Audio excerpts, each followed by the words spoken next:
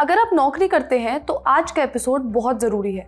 सरकार ने नए लेबर कोड्स इंप्लीमेंट किए हैं। इनका सीधा असर आपकी सैलरी, पीएफ, ग्रेचुइटी, ओवरटाइम, छुट्टियां और नौकरी पर पड़ने वाला है। इनके लागू होने के बाद आपकी टेक होम सैलरी भी शायद कम हो सकती है। आप किसी भी तरह के एम्प्लॉय हो, फुल टाइम, कॉन्ट्रैक्ट या फिर गिग वर्कर, और आप किसी भी सेक्टर में काम करते हो, आईटी, मीडिया या रिटेल, ये रूल सबके लिए हैं। साथ में हम ये भी जानेंगे कि इनका लॉन्ग टर्म असर क्या हो सकता है। और सरकार ने एक बात ऐसी भी कही है जो 70 घंटे काम करने की बात करने वाले नारायण मूर्ति को बिल्कुल पसंद नहीं आएगी। तो चलिए शुरू करते हैं। नमस्ते, मैं हूं श्रुति और आप देख रहे हैं खर्चा पानी।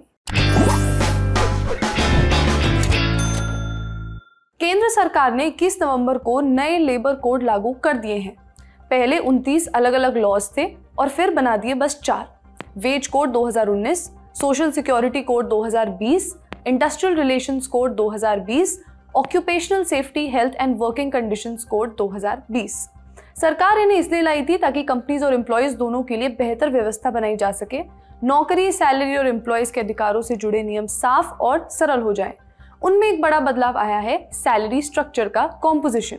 इसमें तय किया गया है कि कंपनियों को सीटीसी यानी कॉस्ट टू कंपनी का कम से कम 50% हिस्सा बेसिक सैलरी रखना होगा। पर इसके मायने क्या होते हैं, इसके लिए समझते हैं कि अभी तक क्या हो रहा था। आमतौर पर कई कंपनियां बेसिक सैलरी को जानबूझकर बहुत कम रखती थी। कभी कभी आपकी पूरी सैलरी का 25 से 30% या उससे भी कम। बाकी पैकेज वो allowance, reimbursement, bonus, special allowance, इन सब में बांट देती थी। लेकिन अब ऐसा नहीं कर पाएंगी। टाइम्स ऑफ इंडिया की एक रिपोर्ट से पता चलता है कि नए लेबर लॉज के हिसाब से बेसिक सैलरी सीटीसी का कम से कम 50% होना चाहिए।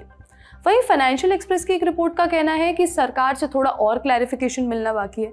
लेकिन जो भी हो, इन बदलाव से टेक होम सैलरी में असर कैसे पड़ सकता है, ये एक एग्जाम्पल से समझते हैं। मान लीजिए आपकी सीटीसी है 1 लाख रुपए प्रति महीने और आपकी बेसिक सैलरी है 35,000 रुपए। आपको मालूम ही है कि अभी पीएफ यानी प्रोविडेंट फंड बेसिक सैलरी का 12% कटता है। इस तरह से पीएफ के लिए आपकी सैलरी में से 4200 रुपए कटते हैं और इतना ही कंपनी भी कंट्रीब्यूट करती है। तो इस हिसाब से आपकी टेक होम सैलरी हुई 95,800 रुपए। लेकिन नए लेबर कोड के हिसाब से बेसिक सैलरी कम से कम 50% रखनी होगी। तो इस तरह से अगर आपकी पूरी सैलरी 1 लाख रुपए पर महीने थी तो अब बेसिक सैलरी को 50,000 रुपए होना पड़ेगा। इस पर कटेगा 12% पीएफ, तो कितना हुआ 6,000 रुपए पर महीने। मतलब पहले से 1,800 रुपए ज्यादा। मतलब पूरे साल की सैलरी में से 21,600 रुपए ज्यादा कटेंगे। अब टेक होम सैलरी तो घटेगी, लेकिन इसके कुछ फायदे भी हैं। जानकारों का कहना है कि नए लेबर कोड में एम्प्लॉयज को रिटायरमेंट पर ज्यादा पैसा मिल सकता है, क्योंकि जैसे ही बेसिक सैलरी बढ़ेगी तो पीएफ का योगदान भी बढ़ जाएगा। इसका मतलब है कि इन हैंड सैलरी थोड़ी घटेगी, लेकिन लंबे समय में आपका पीएफ बैलेंस और रिटायरमेंट फंड काफी बढ़ जाएगा। मतलब बुढ़ापे में लाइफ सेट रहेगी। लेकिन ये इस बात पर भी निर्भर करता है कि कंपनियां सैलरी को किस तरह से रीस्ट्रक्चर करती हैं। बहुत कॉम्प्लेक्स है, इसे भी थोड़ा सा एग्जाम्पल से समझेंगे। इंडियन स्टाफिंग फेडरेशन की एग्जीक्यूटिव डायरेक्टर सुचिता दत्ता ने इकोनॉमिक टाइम्स से कहा, नए लेबर कोड में पीएफ और ग्रेचुइटी बढ़कर रिटायरमेंट सुरक्षा बेहतर होगी। लेकिन अगर कंपनियां अलाउंसेस घटाती हैं तो टेक होम पे भी कमी आ सकती है। अब चूंकि इन कंपनियों को अपने एम्प्लॉयज के पीएफ में ज्यादा कंट्रीब्यूशन देना होगा, इसलिए हो सकता है कि ये बढ़ी हुई कॉस्ट, ये लागत कंपनियां एम्प्लॉयज पर ही डाल दें। नए कोड का एक बड़ा फायदा ग्रेचुइटी में भी होगा, क्योंकि ग्रेचुइटी की calculation last drawn basic salary पर होती है। इसलिए बेसिक बढ़ने पर रिटायरमेंट के वक्त मिलने वाला ग्रेचुइटी के अमाउंट में भी तेजी आ सकती है। इसके अलावा पेंशन में भी मामूली असर देखने को मिलेगा। सर्विस लंबी होने पर पेंशन का फायदा बढ़ सकता है। कुल मिलाकर नया वेज कोड एम्प्लॉयज की पीएफ, पेंशन और ग्रेचुइटी तीनों के लिहाज से फायदेमंद है।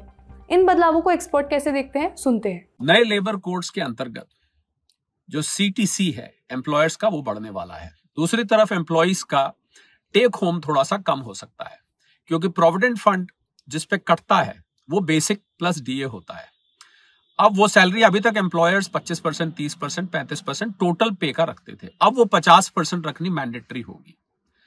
भले ही टेक होम कम हो जाए, पर एम्प्लॉयज को यह ध्यान रखना है कि उनका जो रिटायरमेंट का कॉर्पस बन रहा है, रिटायरमेंट या जब भी वो जॉब छोड़ेंगे, उसका कॉर्पस इकट्ठा होता जा रहा है। भले महीने दर महीने उनको थोड़ा सा कम हाथ आ रहा है, पर उनका जो सेविंग हो रही है वो इकट्ठी हो रही है। तो कल को आपको शादी ब्याह करना है, लंदन घूमना है, गोवा घूमना है, कहीं भी घूमना है, उसके लिए आपको अच्छा खासा एक कॉर्पस इकट्ठा हो जाएगा, या यूं कहूं कि पहले के मुकाबले वो अब ज्यादा इकट्ठा हुआ करेगा।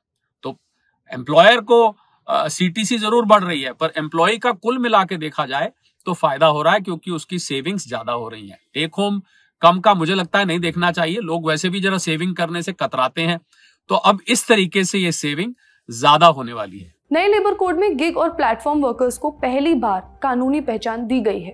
पहले ये लोग ना तो कर्मचारियों की कैटेगरी में आते थे और ना ही उन्हें किसी तरह की सोशल सिक्योरिटी मिलती थी। सोशल सिक्योरिटी का मतलब है कामकाजी लोगों और उनके परिवारों को ऐसी कानूनी सुरक्षा देना जिससे मुश्किल समय जैसे नौकरी जाना, बीमार होना या किसी दुर्घटना, मिटर्निटी या बुढ़ापे के दौरान उनकी आमदनी और जीवन पर बड़ा असर ना पड़े। गिग और प्लेटफॉर्म वर्कर्स के लिए नए लेबर कोड का सबसे बड़ा बदलाव है। पहली बार इन एम्प्लॉइज जैसे delivery partners, cab drivers, freelancers को कानून में स्पष्ट पहचान दी गई है। अब स्विगी, जोमेटो, ओला, उबर जैसी कंपनियों को उनकी भलाई के लिए एक फंड में पैसा डालना होगा। इन लोगों को आधार से जोड़कर ये सभी फायदे दिए जाएंगे ताकि नौकरी बदलने पर भी ये फायदे उन्हें मिलते रहे। यानी अगर कोई वर्कर ओला छोड़कर उबर या स्विगी में चला जाए तो भी उसके लाभ कहीं नहीं जाएंगे। उन्हें किसी एक कंपनी पर निर्भर नहीं रहना पड़ेगा। मतलब ये कहा जा सकता है कि गिग वर्कर्स का एक्सप्लॉयटेशन कम होगा। अब नए लेबर कोड में सरकार ने काम करने के घंटों में भी कुछ लिमिट बनाई है, जैसे कि हर हफ्ते एक एम्प्लॉय सिर्फ 48 घंटे काम करे। अगर इससे ज़्यादा है तो उसे ओवर टाइम माना जाएगा और एक्स्ट्रा सैलरी भी उस पर मिलनी चाहिए। हम और आप तो ये सुन के बहुत खुश हुए, लेकिन नारायण मूर्ति शायद खुश ना हो। अब ये सब बहुत ही ज़रूरी रिफॉर्म्स हैं, लेकिन इससे भी ज़्यादा ज़रूरी ये बात है कि इन्हें इम्प्लीमेंट किया जाए। नए लेबर कोड भले ही संसद से पास हो चुके हों, लेकिन ज़मीन पर लागू होने के लिए इन्हें केंद्र और राज्य दोनों की सहमति की ज़रूरत होगी।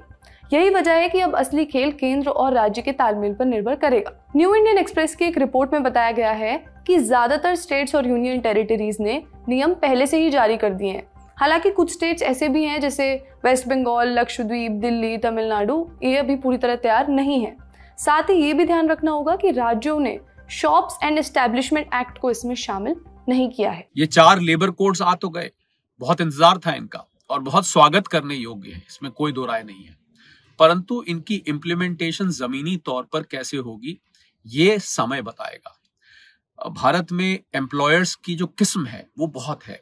एमएसएमई से लेके छोटी फैक्ट्री, बड़ी फैक्ट्री, ऑफिसेस, बहुत किस्म के एम्प्लॉयज हैं। और ये देखते हुए कि भारत का विस्तार बहुत है, कश्मीर से कन्याकुमारी, अरुणाचल प्रदेश से गुजरात तक बहुत विस्तृत है। कहाँ कहाँ एम्प्लॉयर्स लोकेटेड हैं, कहाँ कहाँ एम्प्लॉयज लोकेटेड हैं। और ये भी इसमें ध्यान रखने वाली बात है कि केंद्र और राज्य दोनों इसके लिए मंजूरी दें तब ये लागू किया जाएगा। तो इसकी इम्प्लीमेंटेशन एक चैलेंज रहेगा मुझे लगता है। और इससे रिलेटेड जब किसी को शिकायत होगी तो वो शिकायत लेबर डिपार्टमेंट जाएगी, लेबर डिपार्टमेंट के बाद लेबर कोर्ट जाएगी।